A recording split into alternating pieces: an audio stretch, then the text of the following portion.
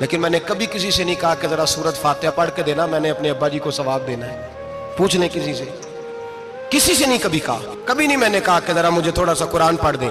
میں اس کو ناجائز نہیں کہتا، پڑھوانا چاہیے، لیکن میں اپنے والدین کے لیے کبھی سوال نہیں کرتا کہ مجھے ذرا پڑھ کے دو، میں نے بخشنا ہے، اس لیے کہ میں نے ذاتی طور پہ روٹین بنائی ہے۔ میں سمجھتا ہوں کہ کائنات کے اندر میرے اوپر جن لوگوں نے احسان کیا ان میں سب سے زیادہ حصہ میرے ماں باپ کا ہے۔ میں سمجھتا ہوں اس بات، کتنا نالائق ہوں میں کہ میں ایک مہینے میں ایک قرآن پاک بھی پڑھ کے ان کی روح کو احسان نہیں کر سکتا۔ میرا یہ طریقہ ہے ذاتی، میں قدغن نہیں لگاتا، میرا ذاتی طریقہ یہ، الحمد سے شروع کرو اور 2 سورتیں چھوڑ کے قرآن پاک ختم کر دو آخری، اور پھر فلق اور ناس صورتیں ساتھ لے جاؤ۔ یہاں بیٹھ کے سالے ثواب نہیں کرنا، ختم نہیں دلانا، ساتھ لے جاؤ، قبر پہ کھڑے ہو جاؤ اور فلق اور ناس صورتیں قبر پہ بیٹھ کے تلاوت کرو، اور جو قرآن مجید پڑھا ہے ان کی روح کو وہاں احسان کرو۔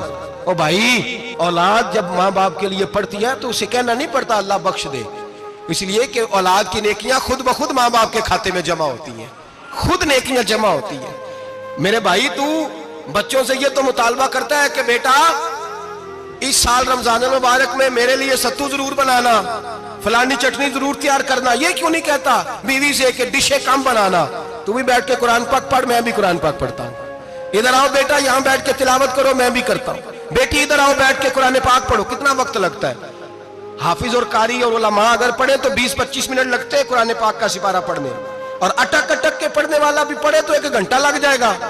اور میرے نبی پاک صلی اللہ علیہ وسلم نے فرمایا جو قرآن پڑھتے ہوئے اٹکتا ہے اللہ اسے ڈبل ثواب عطا فرماتا ہے۔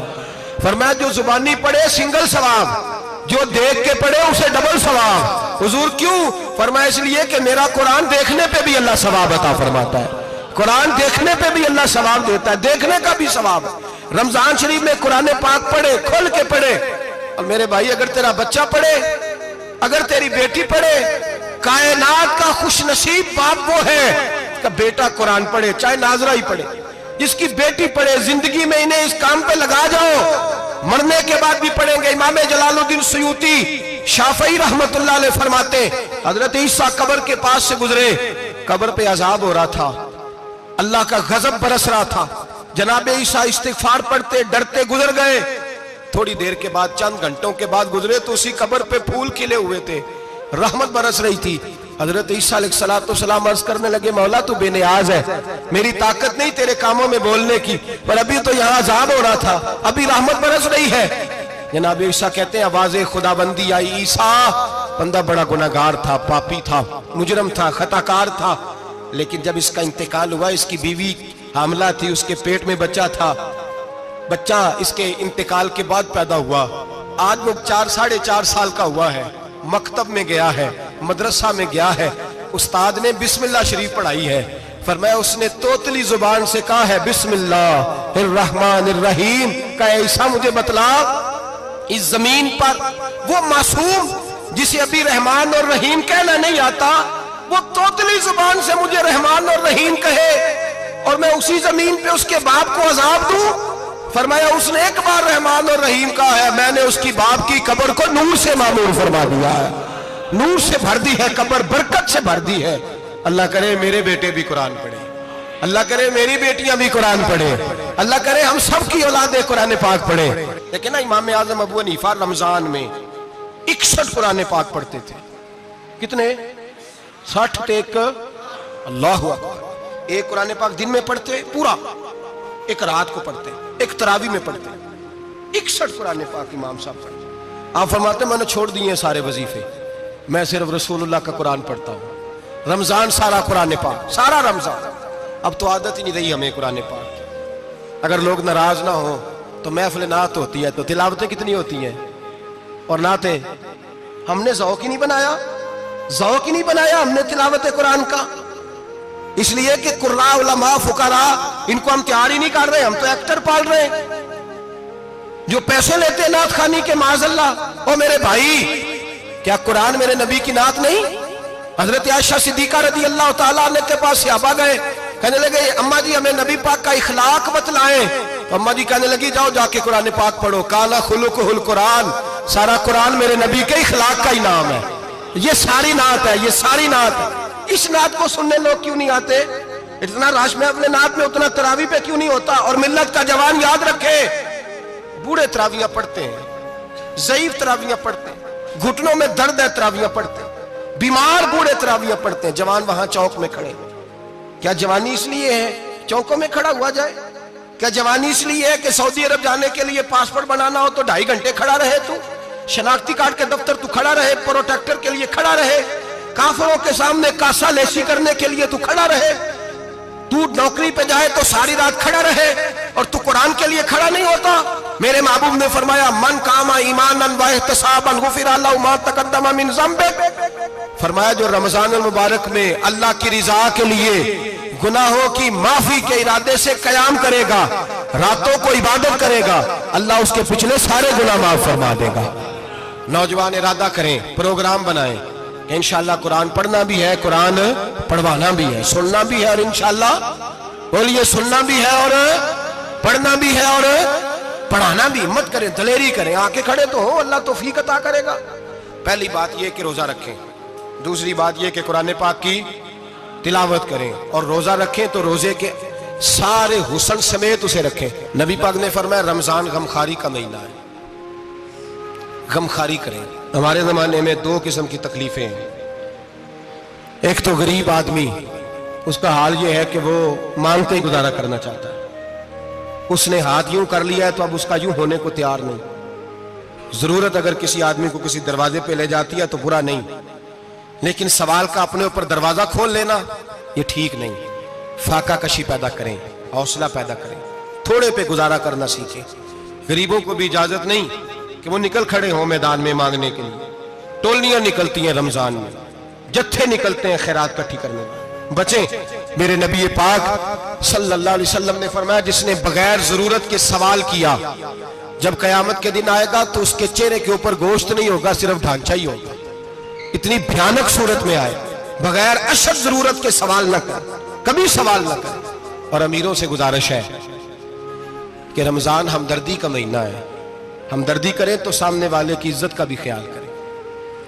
یہ بات درست ہے کہ غریب سیاڑا نہیں ہوتا، اس لیے کہ جس کی جیب میں پیسے نہیں ہوتے بھائی اسے عقل بھی نہیں ہوتی، جس کے گھر کار نہیں ہوتی اسے چلانے کا طریقہ، جس کے گھر اوون نہیں ہوتا اسے چلانے کا طریقہ بھی نہیں آتا، جس کے گھر میں چیزیں ہوتی ہیں اسے چلانا بھی آ جاتا ہے، جدے کر دانے اودے کملے بھی اس کے سیانے ہو جاتے ہیں۔ تو چودھری صاحب، سیٹھ صاحب، نواب صاحب آٹا تقسیم کرتے ہیں، کھڑے ہو کے فوٹو کھچاتے ہیں، فیس بک پہ دیتے ہیں، اور ایک آٹے کا تھیلا اور 10 اخباروں میں فوٹو۔ اللہ سے ڈریں، رمضان ہمدردی کا مہینہ، ہمدردی کا، غریب کو دیں تو اس کی عزت کو رسوا نہ کریں۔ میرے نبی پاک علیہ السلام کے صحابی حضرت عبداللہ ابن عمر رضی اللہ تعالیٰ عنہ ڈھونڈ کے لاتے تھے مسکینوں کو، ڈھونڈ کے، اور جب لاتے تھے تو اپنے دسترخوان پر بٹھا کر اپنے ساتھ افطاری کرایا کرتے، اور پھر فرمایا اللہ تعالیٰ نے لن تنالوا البر حتی تنفقوا مما تحبون، اللہ کے راستے میں وہ چیز دینی ہے جو تمہیں زیادہ پیاری ہو۔ کون سی چیز جو تمہیں؟ میں تھوڑا سا بے باک ہوں، بعض دوستوں کے ساتھ، سب کے ساتھ نہیں۔ ایک دوست مدرسے میں گھی دینے آئے ایک دفعہ، تو وہ والا گھی دے گئے جو سب سے سستا تھا، تو میں نے کہا مجھے دیانتداری سے بچائے، آپ یہی کھاتے ہیں گھر میں؟ کہنے لگے نہیں۔ تو میں نے کہا پھر ہم نے بچے مارنے کے لیے تو نہیں نہ رکھے ہوئے، کیا وہ والا گھی اللہ کے راستے میں پیاری چیز دے رہی ہے نا، اس لیے گلے گلے نوٹ لوگ مسجد کے گلے میں ڈال جاتے ہیں، پھٹے ہوئے ڈال جاتے ہیں، کہتے ہیں جوڑ دیں گے مولوی صاحب، اور خدا کے بندے پیاری چیز دینی تھی تو نے، اور تو نے اس کا ترجمہ الٹ کر لیا ہے۔ سمجھ لیں رمضان المبارک میں کسی غریب کی مدد کرنی ہے تو ساتھ اس کی عزت بھی کرنی ہے۔ نبی پاک علیہ السلام کے دروازے پر جب سے، یہ جملہ ایک ہے لیکن بڑا قیمتی ہے، صحابہ کہتے ہیں جب ہم دروازہ رسول پہ جاتے تھے خیرات بھی ملتی تھی اور عزت بھی ملتی تھی، خود بھیک دیں خود ہی کہیں منگتے کا بھلا ہو، خیرات بھی ملتی تھی اور عزت بھی ملتی تھی۔ نبی پاک ساتھ عزت بھی دیتے تھے، مسکین کو غریب کو دیں اور خیر خائی کریں۔ جوتے بیچنے والے جوتوں کے ریٹ سستے کریں، کپڑا بیچنے والے کپڑے کا ریٹ، درزی صاحب بھی ریٹ سستا کریں، دکاندار بھی چیزوں کا ریٹ، حکیم صاحب پیسے کم لیں، ڈاکٹر پیسے کم کریں، حکومت نرخوں میں کمی کرے، اور یہ کام اجتماعی طور پہ کریں۔ میرے نبی پاک نے فرمایا رمضان غمخواری کا مہینہ ہے، اس میں غمخواری کرنی ہے، دوسرے کا خیال کریں، اظہار کریں، قربانی کریں۔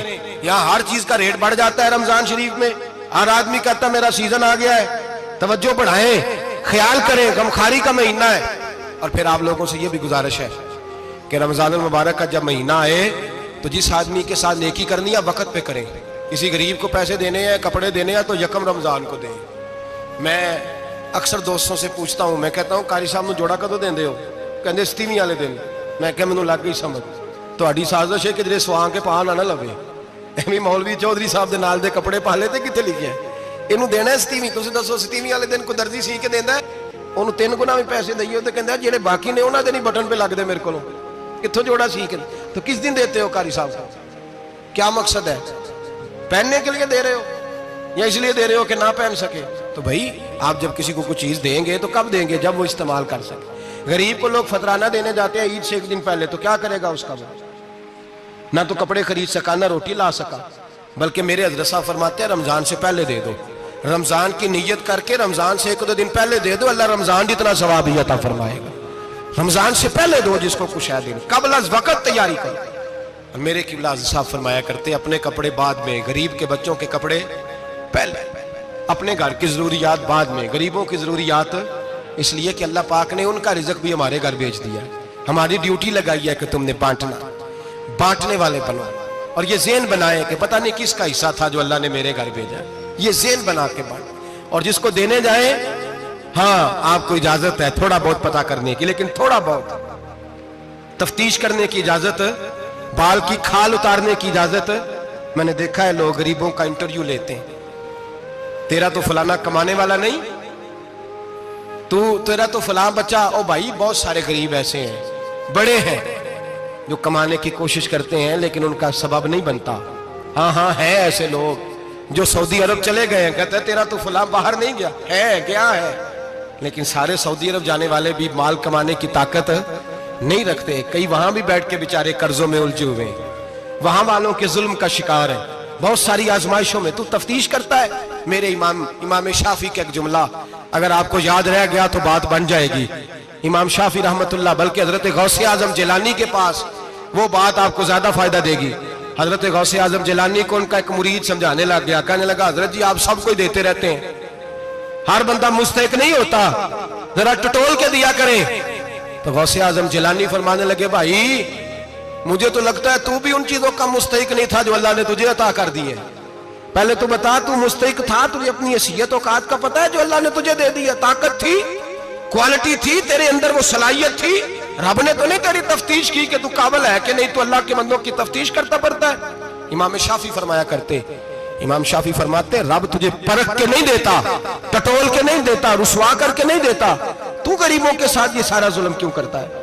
بس پتہ چل گیا وہ ضرورت مند ہے تو دے. اس لیے کہ اجر تجھے غریب نے نہیں دینا، اجر اللہ نے دینا ہے.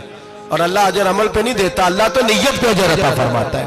تو نیت دیکھ تیری کس طرح کی. تو میرے بھائی غریب کو دیں، قبل از وقت دیں. رمضان مبارک میں چوتھا کام، بات آخری اور چوتھا کام سنیں، رمضان میں دین سیکھیں. شیطان قید ہوتا ہے زیادہ سے زیادہ، اور جب آدمیوں کا پیٹ خالی ہوتا ہے نا تو ذہن جو ہوتا ہے نا وہ بھی اس کا فریش ہوتا ہے. اس میں کوشش کریں دین سیکھنے کی. میرے نبی کریم صلی اللہ علیہ وسلم نے اس دین کو علم کا دین قرار دیا ہے، شعور کا دین قرار دیا ہے، فہم کا دین قرار دیا. نبی پاک صلی اللہ علیہ وسلم نے فرمایا ایک عبادت کرنے والا عشاء کے بعد کھڑا ہو اور فجر تک نماز پڑھتا رہے. ایک عالم دین عشاء پڑھ کے سو جائے، اٹھ کے فجر پڑھ لے، تو وہ 70 عبادت کرنے والوں کا درجہ زیادہ نہیں، عالم کا درجہ پھر بھی زیادہ ہے. اس عالم دین کا درجہ زیادہ ہے، اس لیے کہ وہ لوگوں کو آگاہی دیتا ہے، شعور بخشتا ہے. یہ دین جو ہے یہ، اور نبی پاک صلی اللہ علیہ وسلم نے فرمایا عبادت کرنے والے پر عالم کا درجہ اتنا ہی زیادہ ہے جتنا میرا درجہ اپنے غلاموں پر زیادہ ہے. عالم کو حضور نے اتنا بڑا مقام دیا. دین سیکھیں، شعور حاصل کریں. یہ فقاہت کا دین ہے، شعور حاصل کرنے کا دین ہے.